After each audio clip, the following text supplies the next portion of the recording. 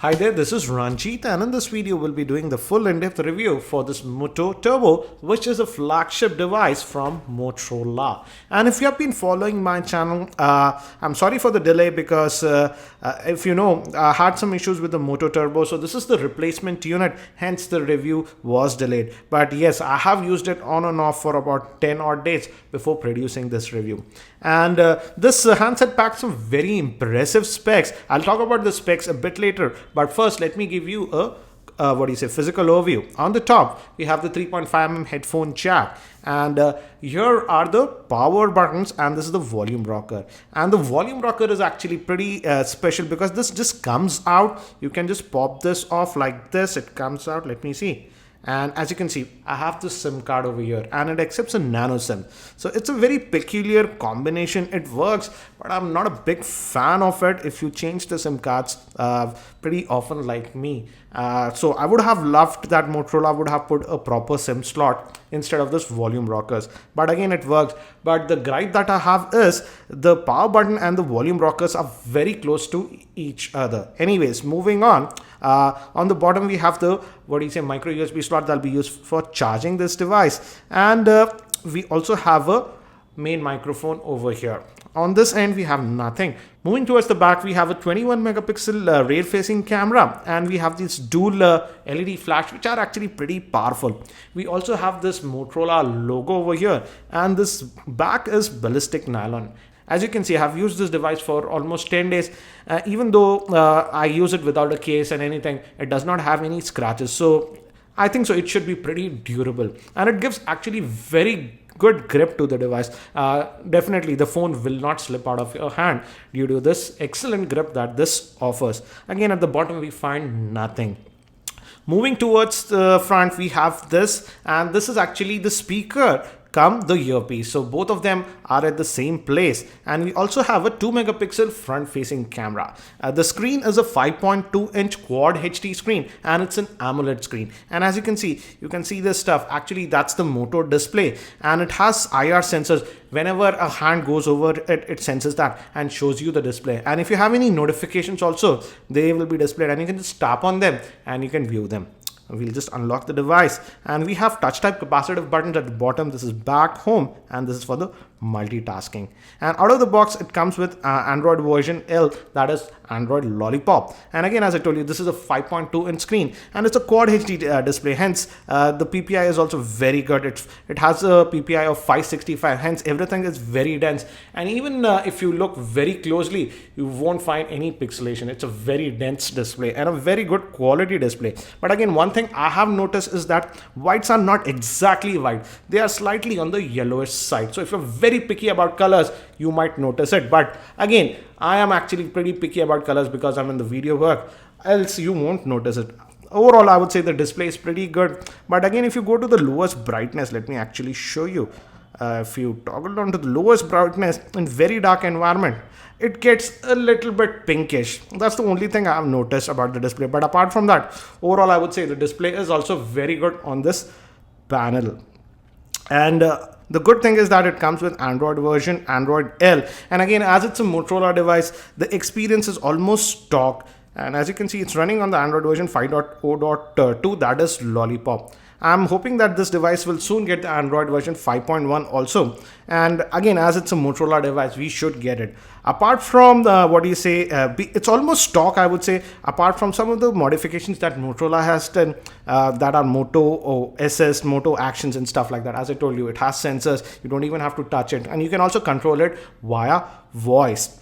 So those additional things are there, but apart from that, it is a very stock Android experience, and hence you'll notice that the phone is actually very fast. It is one of the fastest Android phones that I have used, and it is butter smooth. Also, now if we talk about what's powering this device is powered by the Snapdragon 805 chipset, which is a quad-core processor clocked at 2.7 gigahertz. It has 3 gigs of RAM, 64 gigs of internal storage, a quad HD screen having a screen size of 5.2 inches, 21 megapixel rear-facing camera, 2 megapixel front-facing camera, and the battery is a 3900 milliamp hour battery.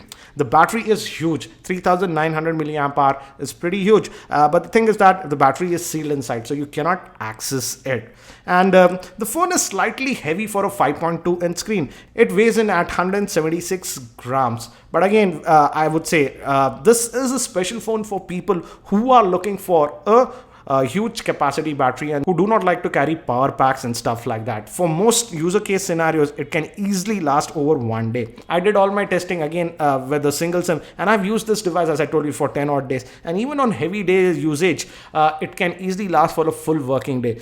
To give you an idea, earlier I was using the Samsung Galaxy S6 Edge, and at the end of the day, that will stay around the 20 to 24% mark. But with this Moto Turbo, with similar performance and similar usage patterns, I was almost at 50% usage. So even with the regular usage, it will easily last you over a day. I would say it can easily last you for around 1.5 days. And so even for heavy users, you should be able to last it for a full working day. So that is the major strength of this device, the battery life that you can get out of this. Also, as I mentioned, in overall performance also, it is very fluid in performance. It loads the apps without any issues. As you can see, it jumps between multitasking also without any issues. It's a pretty fast phone. Even pinch to zoom, etc. runs very well. I did not notice any performance issues with this device. Overall, it's a very good device, and it also supports USB OTG. Let me actually show you. Give me a second, guys. So this is the USB OTG drive that I have. Let's just plug this in.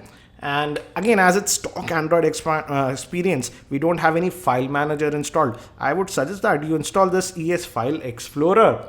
This is available for free. You can just invoke this, and from here, as you can see, I'm able to access this USB disk, and as you can see, that works. Let me actually play a file. Let me also show you about this speaker. Let's just play it with this one on. As it has a front firing speaker, it is loud if you are in front of it, but it's not the loudest, as you can see.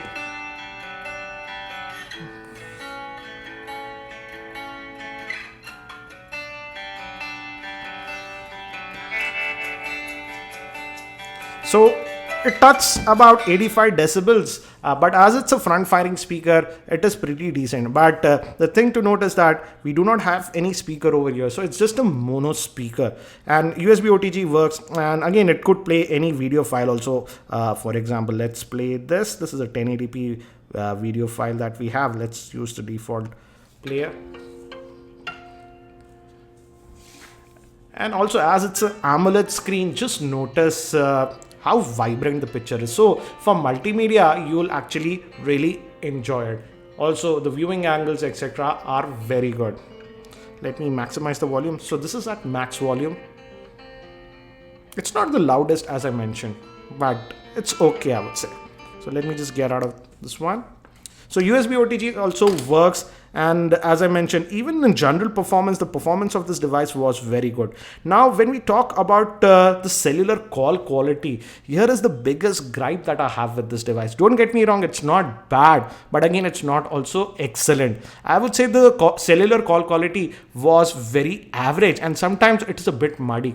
And do note that this is my second device. Even with the first Moto Turbo that I had, the call quality was not that great. So I would say the call quality is okay, but simply not that great considering that it's a flagship device. To sum it up, I would say the cellular call quality is one of the worst among the flagship Android phones that I have tested. I would rate it anywhere around 7 out of 10. So that is one of the biggest gripe that I have. Another thing is that some of you have asked me, does it have a LED notification light? And the thing is that yes, it does not have that. The reason for that is this Moto display. It just displays whenever a notification comes or anything, and it's actually smart. If you just leave the phone like this, and if you even come in your room, it will just glow. It just senses that. And if you try to hover your hand or anything, it just comes. And you can just tap on this and you can see what's happening. For example, Ash has sent me a voice note. I'll look at that later. I can just go over here and directly access that. Or unlock the phone, and that Moto display actually works very well.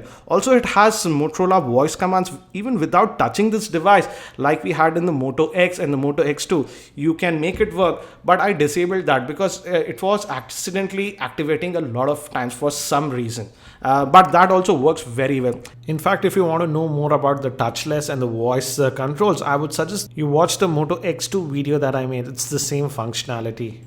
Now, if we move towards the gaming performance was also very good. Again, it's a pretty powerful device running on the Snapdragon 805 chipset, and I could run any game I threw on it, and it handled it fine. In fact, I've also produced a dedicated gaming review. You can check out that for more info. So I would say for gaming also, it runs pretty well. One thing to note is that as it has a big battery, I would suggest that you use the fast charger that is supplied with this device. And it charges the phone okay, I would say. But one thing to note is that while using that fast charger, the phone tends to get a bit on the hotter side. But I won't worry about that too much. But some of you have asked about it, and yes, the phone gets a bit warm while using that fast charger. Another good thing that I like about this device is that it has built-in support for wireless Qi charging. So you can just place it over a wireless charger and it should start charging. For example, this is not the ideal wireless charger that I have, and as you can see, it will detect the wireless charger and start charging. So wireless charging is also built in with this device, and that's a big plus in my opinion. It's a convenient feature. Now let's also talk about the camera. It has a 21 megapixel rear facing camera with LED flash, and the front facing camera is a 2 megapixel shooter. But again, the camera app is actually very basic, I would say. You just have the basic functions like this. You can tap. Yes, there are some options. For example, you can adjust the exposure, HDR and stuff. And in terms of video, it can go all the way up to 4K. But I would suggest that don't opt for the 4K option, as the quality is simply not that great. Also, as you notice, sometimes this happens once in 2-3 days. As you can see, the phone is now almost stuck and it just simply does not respond. This is happening once in 2-3 days. I'm lucky to catch it on video. I was never able to catch it on video, but today I'm able to catch it. As you can see, it just gets stuck like this sometimes, and that happens. It's happening once in 2-3 days, and now as you can see, the phone is just completely stuck. And this is not just on my unit. I have seen this issue. I went to some forums, and users are saying that it started after the Android L update. Do note that this device came late in India. By default, earlier it was available with KitKat, and users said that it never happened with KitKat, but with the Android L update, it's happening. I hope that gets fixed by the Android 5.1 update. But that stuck screen issue is happening once every 2-3 days for a couple of seconds, as you have seen. So coming back to the camera, as I told you, the camera actually is pretty decent, as you can see from the sample shots.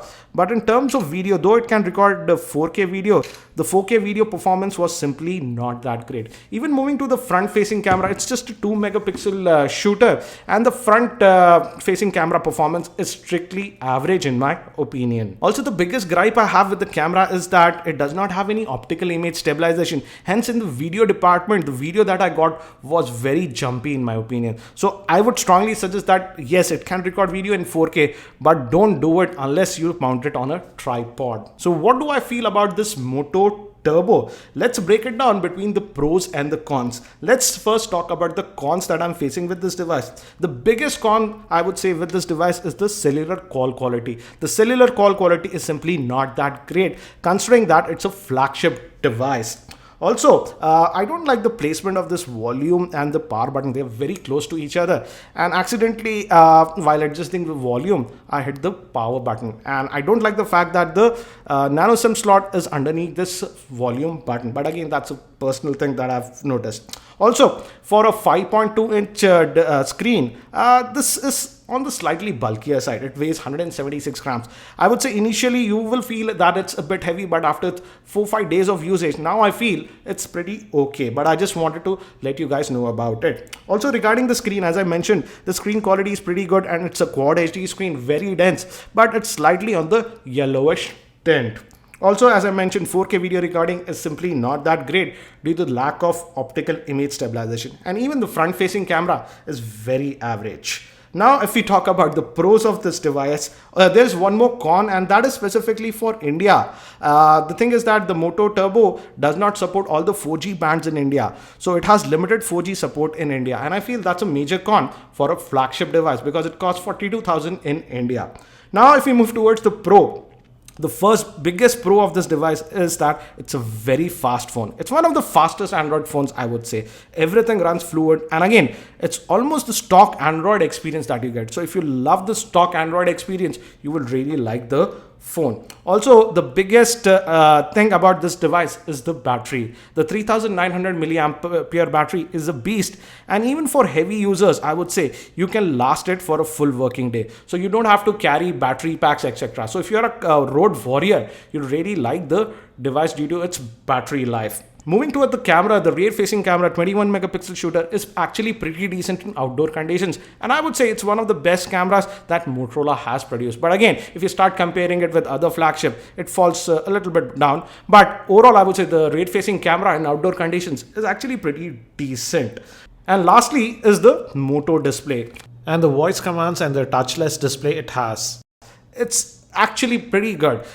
Once you start getting used to this Moto display and the touchless controls, you simply cannot go to other Android phones. These were some of the pros and cons with this device. So now you got to decide if this device is right for you. I would say this device is for a person who likes to have a huge battery life and is sort of a road warrior. And I really like this phone, and I thought of using this as my personal driver. But the biggest con that I have with this device is the cellular call quality. The cellular call quality is simply very average for a flagship device. I've also posted several other videos on this device covering its various other aspects, so make sure you check them out. By the way, this product is available in India via Flipkart, and if you're planning to purchase this product, please use my link. It does help the channel. I'll have the link in the show notes. So thanks for watching this video. This is Ranjit, and I hope to see you in my next video.